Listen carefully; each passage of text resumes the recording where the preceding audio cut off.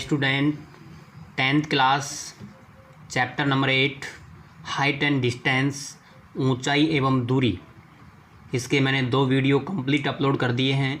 Video number 3 आपके सामने start है। क्वेश्चन नंबर 7 मैंने 7 क्वेश्चन सोल्व कर दिए थे बेटा, अच्छे से बता दिया था इसका बेसिक किस टाइप से क्वेश्चन सोल्व किए जाते हैं, किधर इसका चित्र बनाएंगे। चित्र बनाने का आपको 1 नंबर मिलेगा। इसमें से 2 क्वेश्चन पूछे जाएंगे। 1 नंबर का 1 क्वेश्चन छोटा आएगा जो कि रोड सेफ्टी में काउंट होगा, और एक बड़ा क्वेश्चन आएगा 3 नंबर का, वो मैंने आपको बता दिया था। तो बेटा अपने 3 नंबर के क्वेश्चन स्टार्ट हो चुके हैं। हम आपके सामने 3 नंबर का क्वेश्चन सोल्व कर रहे हैं जो कि वेरी वेरी इम्पोर्टेंट क्वेश्चन है। एक क्वेश्चन हम सोल्व करेंगे, बिल्कुल सेम क्वेश्चन आप सोल्व करेंगे, एक हम और एक आप करेंगे तो आपको क्लियर हो जाएगा। तो आप इस क्वेश्चन को बहुत अच्छे से समझें। सबसे पहले इसकी भाषा एक बार पढ़ें, फिर 2 बार पढ़ें, फिर इसका चित्र बनाएंगे हम आपके सामने, ठीक है। तो देखिए बेटा 3 नंबर का क्वेश्चन है वेरी इम्पोर्टेंट। किसी मीनार के आधार से हम सबसे पहले एक मीनार खड़ी करेंगे, धरती माता के ऊपर आधार होगा, वो धरती मीनार बना देंगे। उसके आधार से जहाँ वो टिका हुआ है उसका पैंदा, वहाँ से जो बेस होगा ना, वहाँ से ए और बी दूरी पर एक ही रेखा पर स्थित 2 बिंदु क्रमशः सी व डी हैं। यानी जो बेस होगा, आधार होगा, वहाँ पे 2 जगह 2 पॉइंट लगा देंगे, एक पर सी लिख देंगे, एक पर डी लिख देंगे, ऐसा लिखा हुआ है। जो सी व डी होंगे जो ए और बी दूरी पर होंगे। जो सी होगा वो ए दूरी पर होगा, जो बी होगा वो डी दूरी पर होगा। देखने पर मीनार के सीकर, मीनार की चोटी है, उस मीनार के सीकर के जो ओनियन कोण हैं, मैंने कहा था ओनियन कोण नीचे से ऊपर देखने पर बनते हैं, एलिवेशन एंगल बोलते हैं। ओनियन कोण एक दूसरे के पूरक हैं। पूरक का मतलब है 90 डिग्री। जिन दोनों कोणों का योग 90 डिग्री हो वो पूरक कोण कहलाते हैं। हमको बताया है केवल पूरक हैं, ये नहीं बताया कितने कितने हैं। तो आपको एक कोण को मानना पड़ेगा तो दूसरा कोण अपने आप आ जाएगा। जैसे मैं कहूँ आपको एक कोण, बात कर रहे हैं नॉर्मल, एक 30 है तो दूसरा 60 होगा, क्योंकि 30 और 60 90 होते हैं। मैं कहूँ एक आपके सामने 60 है तो फिर एक दूसरा 30 होगा। तो बेटा यहाँ पे बताया नहीं गया है, केवल ये कहा गया है पूरक हैं। तो सिद्ध करो कि मीनार की ऊंचाई √AB है। ये आंसर है किसका? मीनार की ऊंचाई का। मीनार की ऊंचाई का मतलब हाइट h बराबर √AB आंसर आएगा। यानी कि बेटा इस क्वेश्चन में आंसर दिया हुआ है, ये आपको प्रूव करना है, इसलिए ये क्वेश्चन 3 नंबर का है, वेरी वेरी इम्पोर्टेंट। तो हम आपके सामने अब इसका चित्र बनाते हैं। देखिए बेटा कॉपी के राइट भाग में, ये कॉपी का पेज है, कॉपी के राइट भाग में इसका फिगर बनाएंगे। तो देखिए कॉपी का ये हो गया राइट भाग, ये आधार हो गया, बेस हमने बना दिया। बेस का मतलब धरती के ऊपर हमने एक मीनार खड़ी कर दी। ये बेटा हमारे सामने एक मीनार है, ठीक है। इस मीनार को अपन ऐसे शो कर देंगे ताकि दिखनी चाहिए कि हाँ वास्तव में मीनार है ये।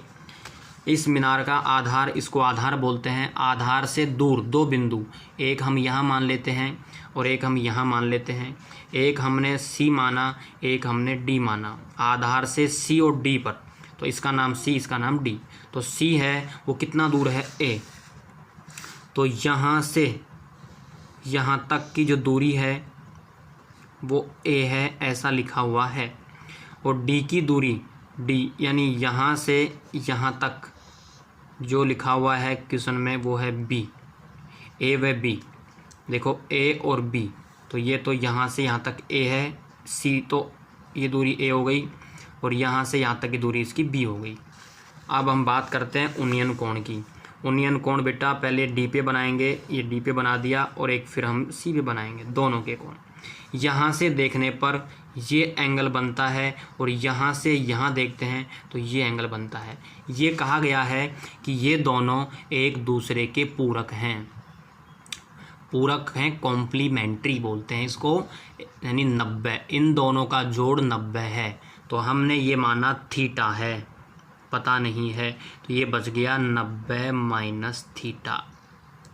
और ये 90 डिग्री है क्योंकि समकोण त्रिभुज मीनार खड़ी हुई है, बिल्कुल हाइट है।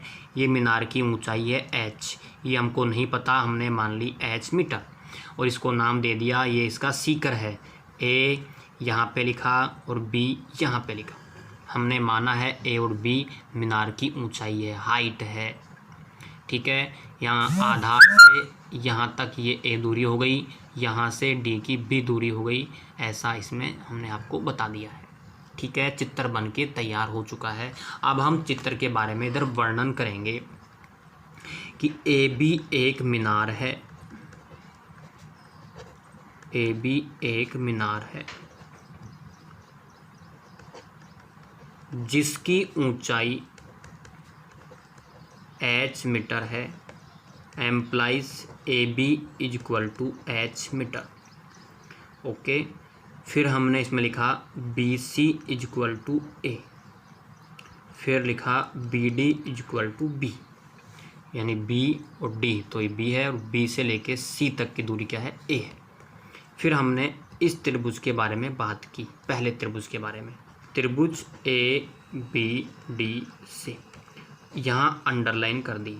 1 नंबर चित्र का मिलेगा, ध्यान रखना। ठीक है, चित्र अच्छे से बनाना, पेंसिल से बनाना, साफ सुथरा बनाना। ABD एक समकोण त्रिभुज है, ये आपको दिख रहा है। समकोण त्रिभुज में ये तो हो गया बेटा, इसके सामने ये तो हो गया लंब, 90 के सामने हो गया कर्ण, ये हो गया आधार, ये आधार, ये लंब और ये कर्ण। त्रिभुज के अंदर मैंने आपको बता दिया। तो एक तो ये वाली काम में लेंगे जो आपको H लिखी है आपने, और एक आपको ये वाली पता है। त्रिभुज की 2 भुजा वे काम में लेंगे जो आपको जानते हो, आपके सामने दिख रही हूँ कि उनकी मान इतने इतने हैं। तो ABD में हमने लिखा एक तो AB और एक लिख दिया मैंने नीचे वाली BD। AB को बोलते हैं लंब L और BD को बोलते हैं आधार बेस A, L बटा A। AB का मान तो H है, BD का मान हमारे पास में B है।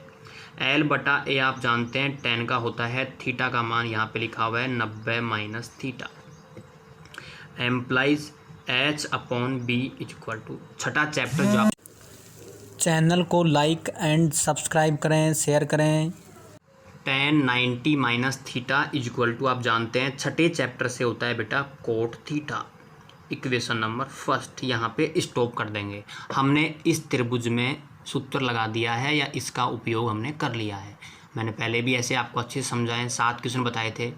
ठीक है, अब हम बात करते हैं इस कंप्लीट बड़े वाले की।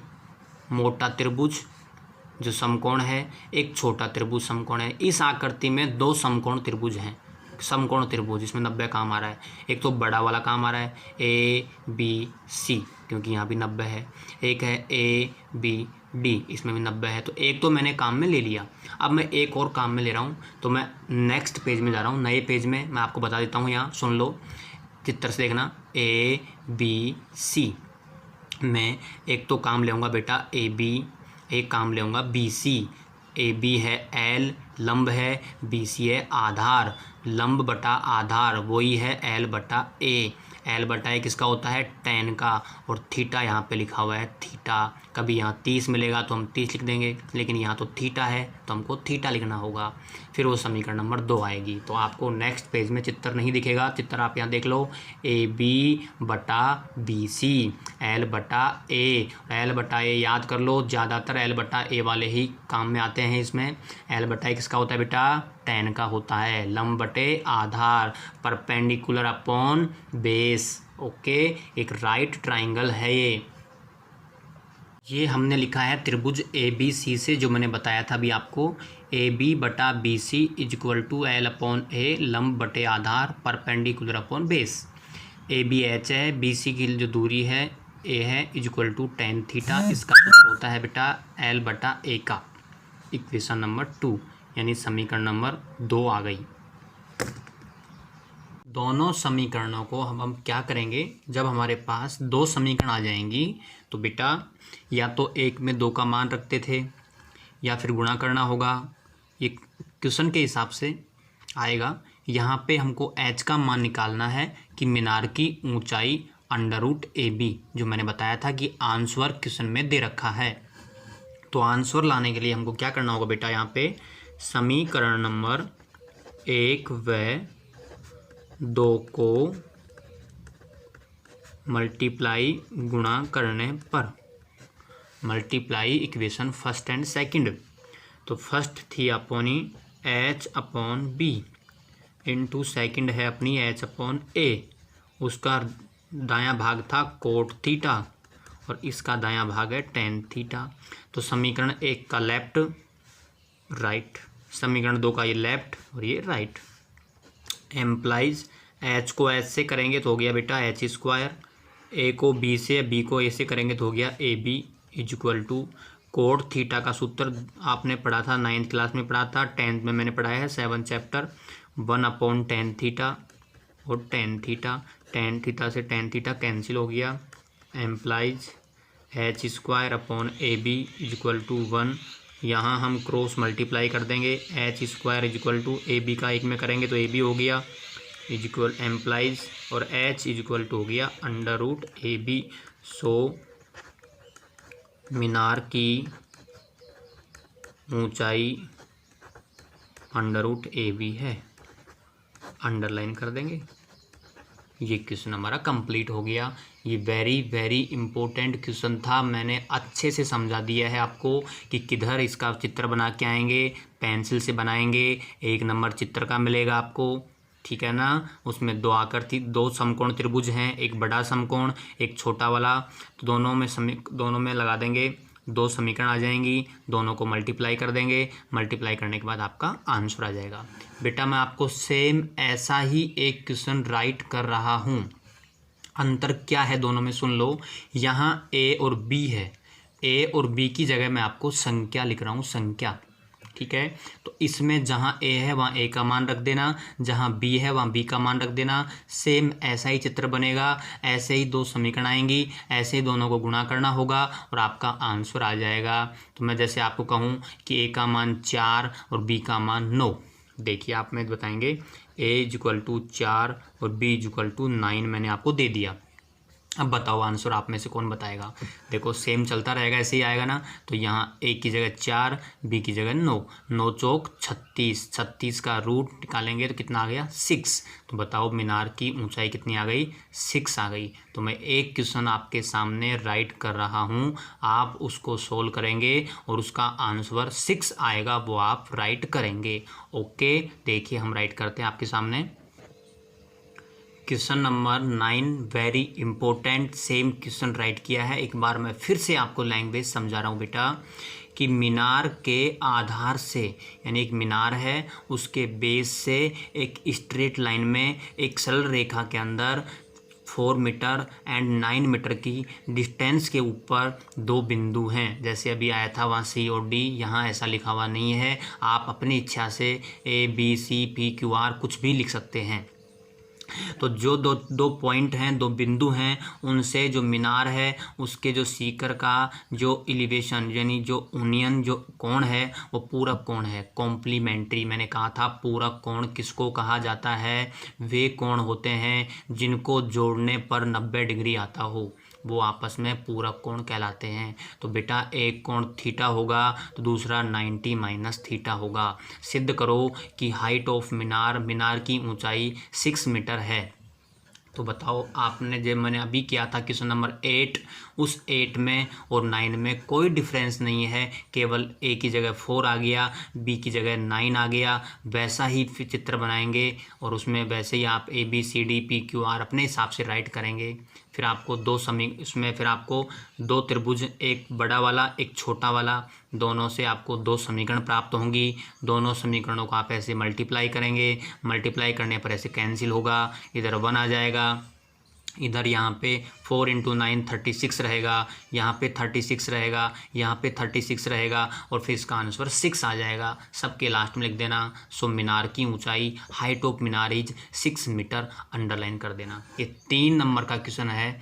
जितने क्वेश्चन कर रहा हूँ 100% इन्हीं में से आपको 3 नंबर का क्वेश्चन एग्जाम में मिलेगा। तो आप सभी से ये कहना चाहूँगा मैं कि आप हर क्वेश्चन को रटे नहीं बेटा, अच्छे से समझें, फिर उसका आप रफ में एक बार चित्र बनाएं, फिर आप सोल्व करें और उसको फिर एक बार फेयर में करें।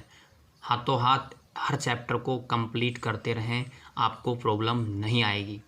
ठीक है बेटा, फिर हम आपसे मिलते हैं नेक्स्ट वीडियो में। मैंने इस वीडियो में केवल आपको 2 क्वेश्चन दिए हैं, थोड़े बड़े थे, समय ज़्यादा लगा, लेकिन अब आपको धीरे धीरे हर वीडियो में क्वेश्चन की संख्या बढ़ा दी जाएगी। ओके।